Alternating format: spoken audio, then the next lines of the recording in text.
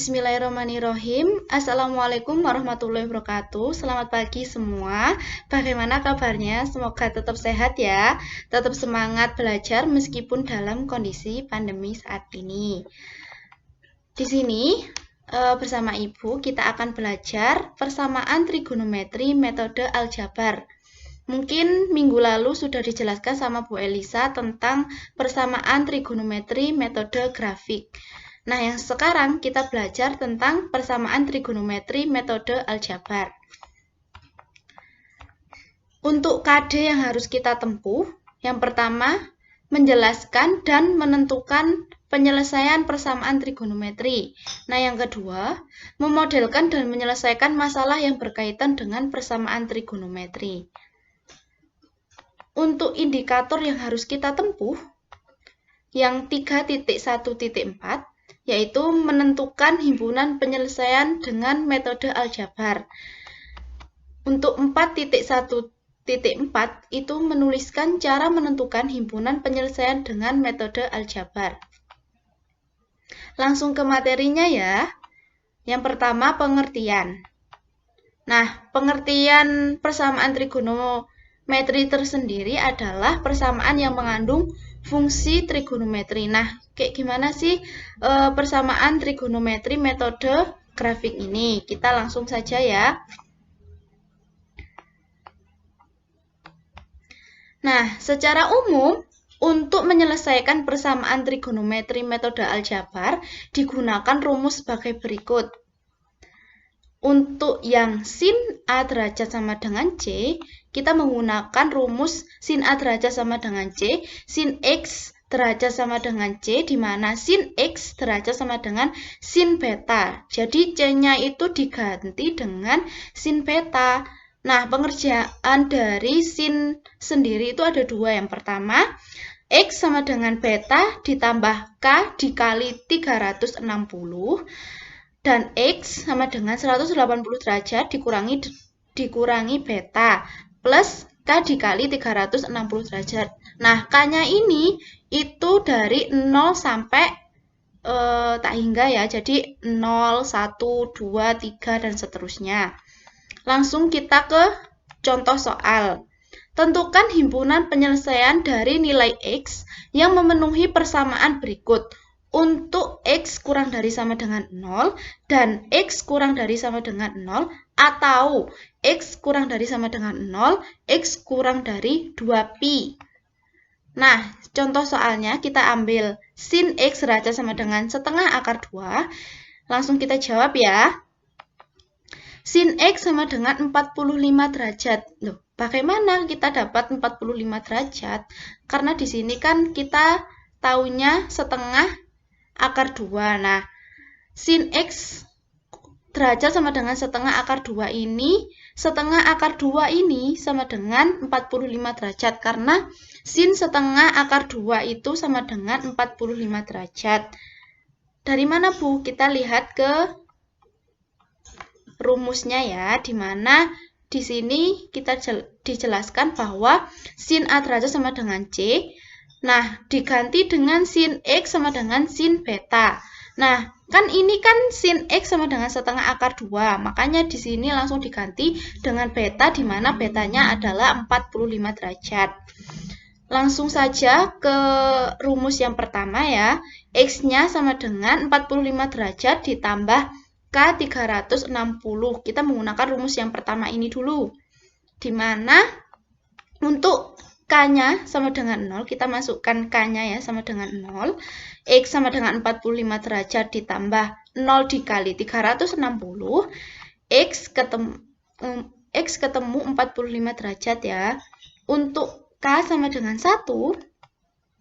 X sama dengan 45 derajat ditambah 1 dikali 360 derajat sama dengan 405. Nah, kita menggunakan rumus yang kedua. X sama dengan 180 dikurangi 45 derajat ditambah K dikali 360. Ketemu X-nya.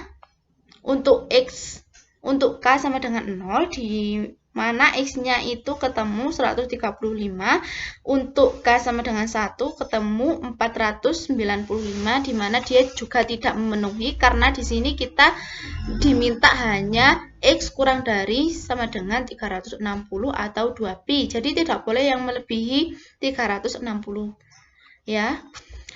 Jadi himpunan penyelesaian dari X ini nggak kelihatan ya, nggak apa-apa ya. Jadi himpunan penyelesaian dari nilai X di atas ya, persamaan di atas itu adalah 45 derajat dan 135 derajat.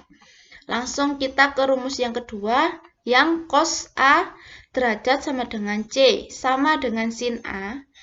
Di sini hanya yang membedakan itu rumus keduanya, rumus kedua dari cos X, dimana tadi kan yang di sin X itu kan 180 dikurangi beta. Nah, di sini yang membedakan sin sama cosnya itu di sini.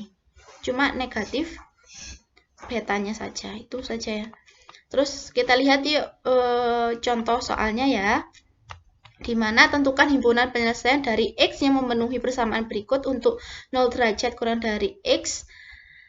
Terus X kurang dari 360 atau kurang dari 2pi ya. Kita ambil contoh X-nya sama dengan 1/2. Kita jawab. Untuk cos X sama dengan cos 60, kita ketahui bahwa cos setengah itu sama dengan cos 60, ya kan? Kita lanjut ke rumus yang pertama, yaitu X sama dengan 60 plus K dikali 360. Untuk K-nya kita masukkan 0, akan ketemu 60. Dan misalkan K-nya kita masukkan 1, ketemu 320. Ya, terus ini rumusnya ya, bisa kita lihat. Untuk rumus yang kedua, X sama dengan min beta plus K dikali 360. Kita ganti ya, betanya 60. Untuk K-nya sama dengan 0 ketemu negatif 60. Untuk K sama dengan 1 ketemu 300.